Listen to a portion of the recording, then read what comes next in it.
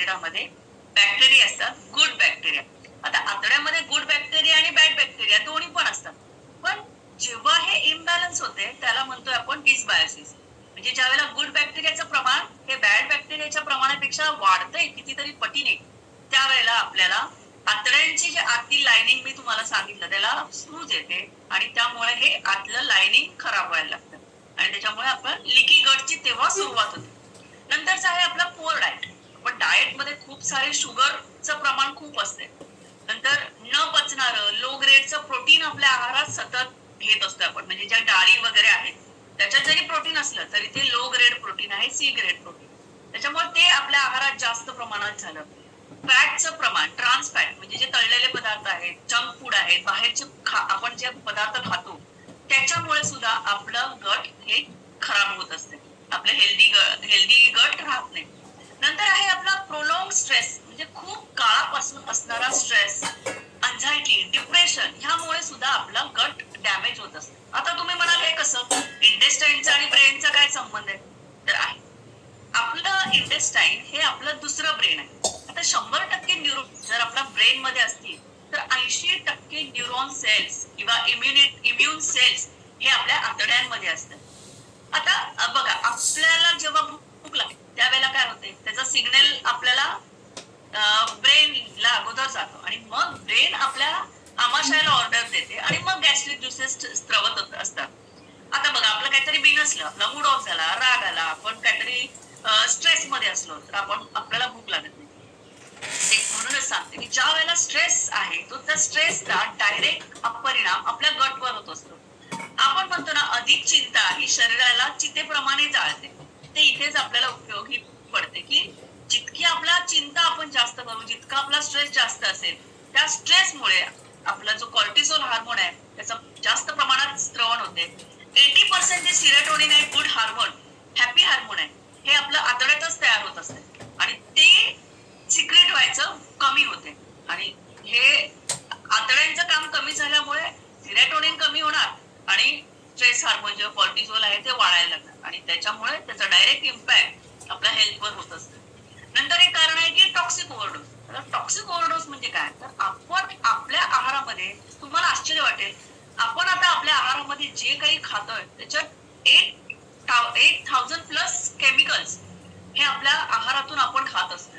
तर ते कसं, तर आपल्या आहारामध्ये जे अन्नधान्य आहेत, भाज्या आहेत, फळं आहेत, त्याच्या फवारण्या जाणाऱ्या अति प्रमाणात पेस्टिसाइडचा वापर, अन्नधान्य पिकवताना जे रासायनिक खतांचा वापर केला जातोय, त्यात अन्न पिकवल्यापासून आपल्या घरात येईपर्यंत त्याच्यात प्रिझर्वेटिव्हचा अति प्रमाणात वापर, या प्रिझर्वेटिव्ह मध्ये केमिकल्स आहेत त्याची केलेली फवारणी, यातूनच आपल्या आहारामध्ये केमिकल्स पोटात जात असतात आणि त्याचा वाईट परिणाम आपल्या या आतड्यांच्या एपिथेलियल लायनिंगवर होत असतो.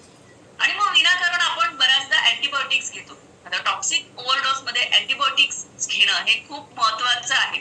ओव्हर द काउंटर्स म्हणजे आपण अगोदर दिलेले प्रिस्क्रिप्शन, डॉक्टरांनी अगोदर दिलेले प्रिस्क्रिप्शन जाऊन औषधं आणतोय, अर्धवटच मेडिसिन घेतो आम्ही. डॉक्टर 5 दिवसाचं मेडिसिन तुम्हाला कोर्स दिलेला असते, 1-2 दिवसात बरं वाटतंय, तुम्ही ते ठेवून देताय, परत नेक्स्ट टाइम बरं वाटायला लागलं नाही की परत तेच औषधं आणून खाताय.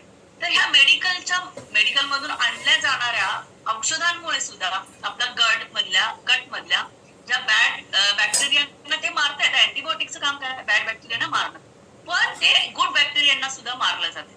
परत जे स्टिरॉइड्स आहेत, पित्तावरची औषधं आहेत, पेन किलर्स आहेत, या सगळ्या गोष्टींचा आपल्या या बॅक्टेरियांवरती परिणाम होत असतो आणि त्याचा डायरेक्टली इम्पॅक्ट आपल्याला इंटेस्टिनल लायनिंगवर होत असते. स्मोकिंग झालं, अल्कोहोल झालं, ही सगळी व्यसन आहेत, टोबॅको आहे, ही सगळे व्यसन आपल्याला इंटेस्टिनल लायनिंग खराब करत असते. अति तिखट खातोय आपण, अति तेलकट आहारामध्ये, चायनीज पदार्थामध्ये रेड चिलीचं प्रमाण, हॉट चिलीचं प्रमाण खूप जास्त असते. हे सुद्धा आपल्याला इंटेस्टिनल लायनिंग खराब करायचं काम करते. जास्त प्रमाणात नॉनव्हेजचं प्रमाण अति असेल तर त्याच्यामुळे, कारण नॉनव्हेज मध्ये आपण जे प्रकाराने ते नॉनव्हेज शिजवतो त्यामुळे आपलं हेल्थ खराब होत असते. ते पदार्थ खराब म्हणजे खराब इन द सेन्स त्याचं जे लायनिंग खराब करायची टेंडन्सी असते ती जास्त होत असते. पाण्याचं प्रमाण योग्य नसेल तर पेशी लेवलला जो कचरा, जो आपण म्हणतो की टॉक्सिन्स तयार होत असतात, हे आपल्याला फ्लश आउट करायला पाहिजे. आतड्यांमध्ये सुद्धा अन्नपचनात नियंत्रणासाठी योग्य प्रमाणात पाणी घेणं गरजेचं आहे. हे पण पाणी प्रमाण आपण नसेल तर सुद्धा आपलं इंटेस्टिनल लाइनिंग खराब होत असते, आतड्यांची ताकद कमी होत असते. जागरण करणे, वेळी अवेळी खाणे, अति खाणे, गडबडीत खाणे, ह्यामुळे सुद्धा आपली हेल्थ बिघडत असते. आता हे सगळं होते, आपण हे सगळं करून आपली गट हेल्थ बिघडवून घेतो. मग अशा वेळेला आपल्या शरीरावरती परिणाम कसे होतात? तर ज्या वेळेला हे इंटेस्टिनल लाइनिंग खराब होते ना, मी मगाशी सांगितलं तुम्हाला की ती छिद्र मोठी होतात, लिकी गट होते. त्यावेळेला आपल्या आहारात जे टॉक्सिन्स आहेत, ग्लुटेन आहे, फॅट आहे, न पचलेले अन्न आहेत, बॅक्टेरिया आहेत, केमिकल्स आहेत, हे सगळे आपल्या रक्तात मिसळायला लागतात आणि त्याच्यामुळे जिथे जिथे हे ब्लड सप्लाय मधनं ज्या ज्या ठिकाणी हे ब्लड जाईल त्या त्या ठिकाणी हे सगळे टॉक्सिन्स तिथे तिथे जाऊन आपल्या शरीरामध्ये ऍडव्हर्स इफेक्ट दाखवायला सुरुवात करतात.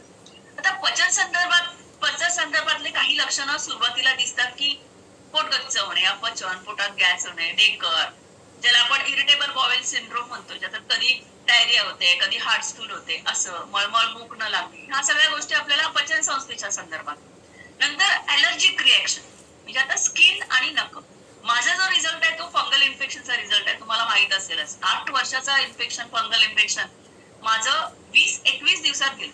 ज्या वेळेला हे न्यूट्रिशन माझ्या पोटात गेलं त्यावेळेला 20 दिवसात माझं फंगल इन्फेक्शन, 8 वर्षाचं फंगल इन्फेक्शन हे पूर्णपणे गेलं. तर त्याचं कारण का?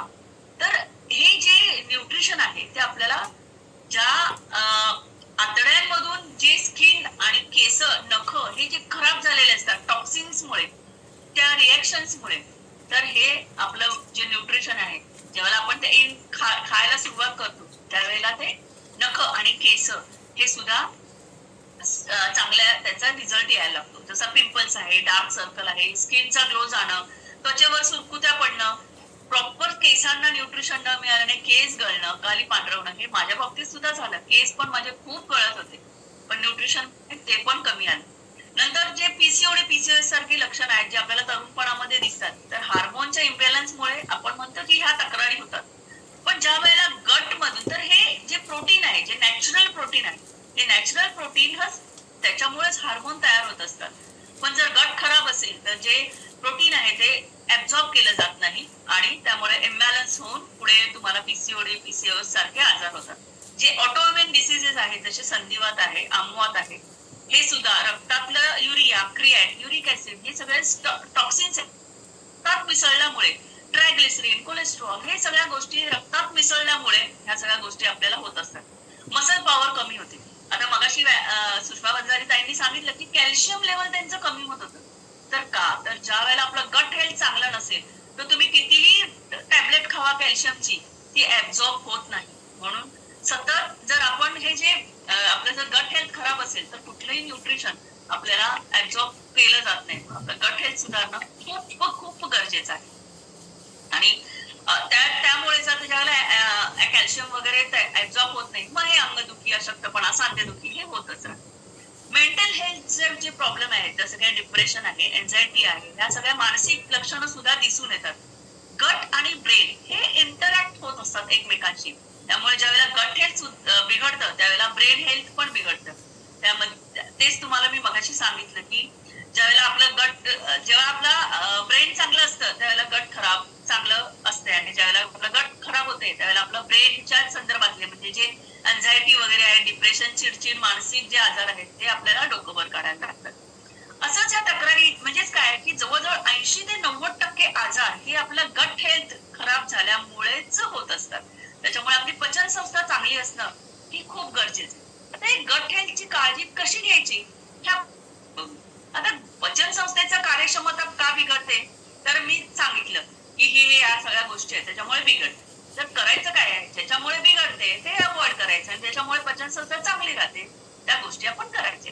तर मग काय करायचे, तर टॉक्सिक ओव्हरडोस जी तुम्हाला मी मगाशी सांगितलं की जे डॉक्टरांच्या प्रिस्क्रिप्शन शिवाय आपण औषधं घेतो, विनाकारण अति प्रमाणात गरज नसताना घेतलेली जाणारी अँटीबायोटिक्स, पित्ताची औषधं, पेन किलर, स्टिरॉइड, हे सगळं टाळायला पाहिजे.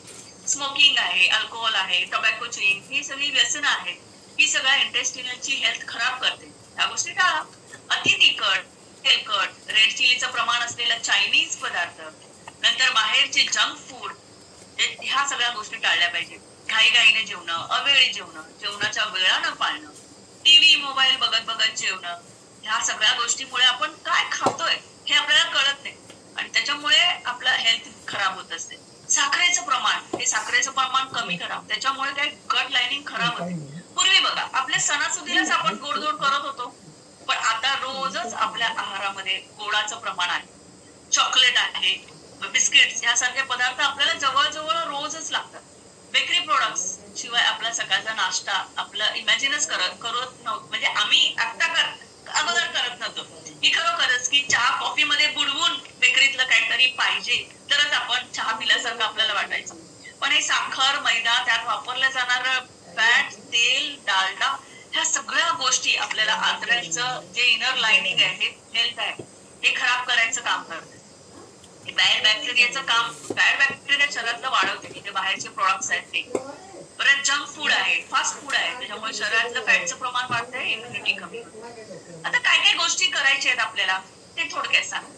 आपला आहार योग्य असणे म्हणजे कसं आहे की ज्यात आपल्याला 40 प्रकारची जीवनसत्व आहे, मिनरल्स आहेत, असा योग्य बॅलन्स फूड आपण घेतलं पाहिजे. आणि जो आहार आपल्या प्रत्येक पेशीपर्यंत पोहोचला पाहिजे असं आहार पाहिजे. म्हणजे आपल्याला गट आपली पचनसंस्थेवरती पण जास्त लोड येणार नाही आणि जे आपलं न्यूट्रिशन आहे ते आपल्या पूर्ण बाहेरच्या सेल पर्यंत, म्हणजे केसाच्या म्हणतो ना आपण, केसापासून पायाच्या नखापर्यंत हे प्रत्येक सेल पर्यंत पोहोचणार सकस संतुलित आहार आपण घेतला पाहिजे. पाण्याचं प्रमाण योग्य ठेवणं गरजेचंच आहे. त्याच्यामुळे प्रत्येक पेशी मध्ये होणारा हे जे फ्री रॅडिकल्स आहेत, जे आपले कचरा तयार होतो, ते सगळं पचन संस्थेतनं बाहेर टाकायचं काम होईल. योग्य प्रमाणात झोप घेणं हे सगळ्यात महत्वाचं आहे. झोपेतच आपल्या शरीरातला प्रत्येक अवयव हा रिपेअर होत असतो. तसंच आपला जो गट आहे, पूर्ण पचन संस्था आहे, हे झोपेतच रिपेअर होत असते. गट मधल्या गुड बॅक्टेरियाचं प्रमाण वाढतं. आता हे कसं वाढवायचंय, तर त्यासाठी आपल्याला आहारामध्ये दही आहे, ताक आहे, इडली डोसा हे जे आहेत, कांजी, ढोकळा हे आंबवलेले पदार्थांचा समावेश हा आपल्याला करायचाच आहे. पण प्रत्येक वेळेला हे आपल्याला अवेलेबल होईल नाही होईल, पण ही एक गोष्ट आहे. सगळ्यात स्पेसिफिक म्हणजे आपलं आहे सिम्पली प्रोबायोटिक. आता हे जे फ्युअल आहे ना, आपल्याला 2 million plus active good bacteria हे आपल्याला अगदी सहजरित्या मिळवून देते. आणि या बॅक्टेरियांचं खाद्य काय आहे, तर फायबर. म्हणजे आपल्याला जे कांदा, टोमॅटो, बीट, गाजर हे जे फायबर आहे, सॅलड आहे, हे आपल्याला आपल्या कोशिंबीर ह्या सगळ्या गोष्टी आपल्याला आहारामध्ये ऍड करायला पाहिजे. पण आपल्याला कसं आहे, आता आपण शेतीची अवस्था बघतोय, तर त्यातून जे शेतीमधनं जे आपल्याला फायबर मिळते, ज्या भाज्या वगैरे मिळतात, त्याची अवस्था मी सांगितली तुम्हाला. केमिकल त्याच्यामध्ये किती प्रमाणात आहे, त्याच्यात पोषण मूल्य किती आहे हे आता गॉड नोज. पण आता आपलं जे वय आहे, आपलं शरीर आहे, त्याच्या स्वतःच्या आवडी निवडीनुसार आपण ते ऍड केलं पाहिजे. तर आपण किती फायबर खातो, त्याचं किती फायबरचा इंटेक करतो, हा पण एक मोठा प्रश्न आहे. मग पण आपल्याला त्याचीही काळजी करायला नको. आपल्याला ऍक्टिव्ह फायबर कॉम्प्लेक्स जे फ्युअल आहे, हे वेल बॅलन्स्ड मध्ये आपल्याला फायबर मिळवून देते. आता चुकीच्या खानपानामुळे आपण म्हटलं की जे आतडी आहेत, त्यांची नॅचरल जी आकुंचन प्रसरण पावण्याची जी प्रक्रिया असते, ही म्हणजे आपण ज्याला म्हणतो की पेरिस्टॅल्सिस मुवमेंट, हे हा पूर्णपणे म्हणजे आणि काय होते की अन्न पुढे पुढे ढकललं जाते आणि ऍब्झॉर्ब पण केलं जातं त्याचं न्यूट्रिशन. पण ही ताकद ना हळूहळू कमी व्हायला लागते ज्यावेळेला लिकी गट होते, त्यावेळेला त्याचं मसल जे आतड्यांच्या बाहेरला पण मसल्स आहे, मायोमेट्रियम आहे, त्या मसलची ताकद पण कमी व्हायला लागते. पण ज्या वेळेला ही ताकद कमी होते त्यावेळेला आपण पचन संस्था ही पचन जे होत आहे ते प्रॉपर होत नाही आणि न्यूट्रिशन ऍब्झॉर्ब होत. मग अशा वेळेला काय त्याचं काम आहे, कशाचं काम आहे, तर ते ऍडॉप्टोजेन म्हणून असतात. त्याचं काम आहे की ही त्याची ताकद वाढवणे, म्हणजे आतड्यांची पुढे सरकायची पेरिस्टाल्सिस जी मुवमेंट आहे ना, ही ताकद वाढवायची काम ऍडॉप्टोजेन्स करत असतात. तर तुलसी, वेलची, आलं, काळं मिरं, हळद, दालचिनी, मुलेठी हे सगळ्या पदार्थामध्ये जे केमिकल्स आहेत, नॅचरल केमिकल्स ज्याला आपण म्हणतो ऍडॉप्टोजेन्स, हे नैसर्गिकरित्या आढळून येतात. आता एक गंमत सांगू तुम्हाला, हे जे आहे ना, ह्याच्यामध्ये ऍडॉप्टोजेन आहे. आपल्या बऱ्याचचे जे हे पदार्थ मी तुम्हाला सांगितले, ते सगळे पदार्थांच्यातले जे ऍडॉप्टोजेन्स आहेत नॅचरल प्रक्रियेतले, ते आपल्याला ह्यातनं मिळतात, आपल्या एनर्जी ड्रिंक मधनं मिळतात. आणि त्यातूनच आपली आतड्यांची पेरिस्टाल्सिस मुवमेंट ही मेंटेन होते आणि अन्नपचन सुद्धा नीट होते. त्यानंतर सर्वात महत्वाचं काय आहे तर गट आणि ब्रेन ऍक्सिस याच्यावर काम करणे. आपलं वेगस नर्व ही पूर्णपणे आपल्या शरीरावरती काम करत असते जी ब्रेन मध्ये आहे आणि त्याच्यावर कोणतंही औषध काम करत नाही. त्याच्यावर एकच काम करतं ते म्हणजे तुमचं मानसिक स्वास्थ्य.